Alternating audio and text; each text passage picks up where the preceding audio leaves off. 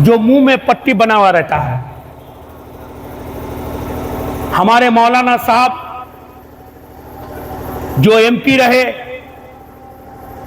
मरहूम मौलाना साहब, उसका दिल से पूछते, अगर उनकी मौत हुई तो ये सोच के, जब उसको बोलने नहीं दिया 3 तलाक के बारे में, जब उसे अपने कौम के बारे में बोलने नहीं दिया, तो उस दिन वो एहसास, उससे मुलाकात होती थी हम लोग का, लेकिन वो दर्द वो अपने पास छुपा करके रखता था, क्योंकि वो मजबूर था कि वो किसी पार्टी का एमपी था। वो सोनिया गांधी के बातों पे चलना पड़ता था उसको। वो क्या करता, उसको बोलने का इजाजत नहीं था, ना उसको बोलने का इजाजत दिया। और आज अगर हम लोग जावेद को जिताते हैं तो क्या वो एनआरसी के मामले में बोल सकता है? क्या वो हमारे मुसलमानों के बारे में कुछ बोल सकता है? क्या वो हमारे दलितों के बारे में कुछ बोल सकता है? वो कुछ नहीं बोल सकता है, क्योंकि वो किराए का टट्टू है। और हमारे नेता, अगर आप अख्तर साहब को जिताने का काम करते हैं तो उसे बोलने के लिए कोई नहीं रोकेगा, ये आप लोग को मालूम होगा।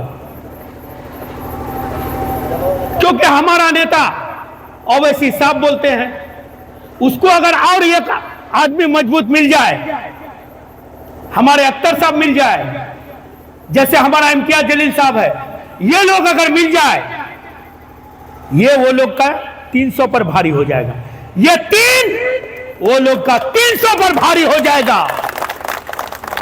तो मैं आप लोग से यही गुजारिश करता हूं कि ये 3 को मजबूत करने का काम आप लोगों का हाथ में है, दुआ की जरूरत है। और ये जो मास्टर मुजाहिद साहब है, ये पहले बीजेपी का खिलाफ बोलते थे, और आज कहां बैठा हुआ? नरेंद्र मोदी का गोद में। एक नेता पूर्णिया में आया था ये लोग का, वो क्या बोला? ना सलाम चलेगा ना आदाब चलेगा, अगर चलेगा तो जय श्री राम चलेगा। क्या ऐसे आदमी को वोट देना चाहेंगे आप? वो आदमी, उनका सरकार जो नमाजियों को लात मारा, क्या आप उसको वोट देंगे? जो मस्जिद तोड़ा उसको देंगे? जो हिंदू मुस्लिम का भाईचारा को तोड़ा, खत्म किया, उसको देंगे? हम लोग जब बच्चे थे, जब छोटे थे, हमारे बाप दादा के यहाँ शादी होते थे तो राम का शादी में रहीम काम करता था, और रहीम का शादी में राम आके काम करता था। ये भाईचारा किसने खत्म किया? ये प्यार, ये गंगा जमुना का तहजीब किसने खत्म किया? बीजेपी वाले ने खत्म किया। क्या शादी में हम लोग नहीं जाते थे हिंदू का? या हिंदू हमारे शादी में नहीं आते थे? क्या उसका बहन का डोली में हम लोग नहीं सजाते थे? मुझे मालूम है, हमारे घर जब आते थे सुबह एक ही जगह एक ही बैठकर चाय पीते थे। हम लोग एक पर्व में दूसरे पर्व का यहां जाते थे। आज हमारे बच्चे, हमारे बच्चे के दिमाग में ये कमबख्त जालिम ने ऐसे जहर भर दिया कि ये हिंदू है, ये मुस्लिम है। आज हमारे फैसला करने लगा दाढ़िया टोपी के लिए। तो क्या ऐसे जालिमों को आप वोट देंगे?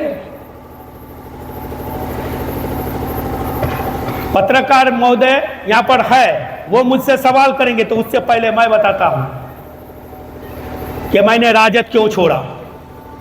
क्योंकि ये मेरा इंटरव्यू लिया है, हो सकता है कल मेरा इंटरव्यू चलाए, तो उसका मैं जवाब दे देता हूं। मैं राजद में जिला प्रधान महासचिव था, विश्वसूत्री का सदस्य था, मगर मैंने उसे इसलिए छोड़ा, मैं आप लोगों को बता दूं, मीडिया बंधु को भी बता दूं, ठाकुरगंज में एक म्युनिसिपैलिटी ऑफिस था, उसमें एक लोगो लगाया राम मंदिर का। मैंने वहां का चेयरमैन को कहा कि ना ये मंदिर है, ना मस्जिद है, ना ये गुरुद्वार है, ये एक ऑफिस है, सरकारी ऑफिस है, सरकारी संस्था है। इसमें किसी का ये नहीं लगना चाहिए लोगों। आपने वो लोगों के लिए हमने डीएम के पास गया, एसपी के पास गया, वहां पर आवेदन दिया और वो रातों रात उसको मिटवाया। तो प्रदेश से यानी पटना से मुझे जगदानंद बाबू, तेज प्रताप जी कहते हैं कि इलेक्शन का माहौल है, ये सब बात अभी मत करो। मैंने कहा कि जब मैं अपने मजहब के बारे में बात नहीं कर सकता, अपने दीन के बारे में बात नहीं कर सकता, अपने कौम के बारे में बात नहीं कर सकता, तो ऐसे पार्टी को मैं त्याग देता हूं, छोड़ता हूं तुम्हारा पार्टी को। तुम्हारा पार्टी तुमको मुबारक हो।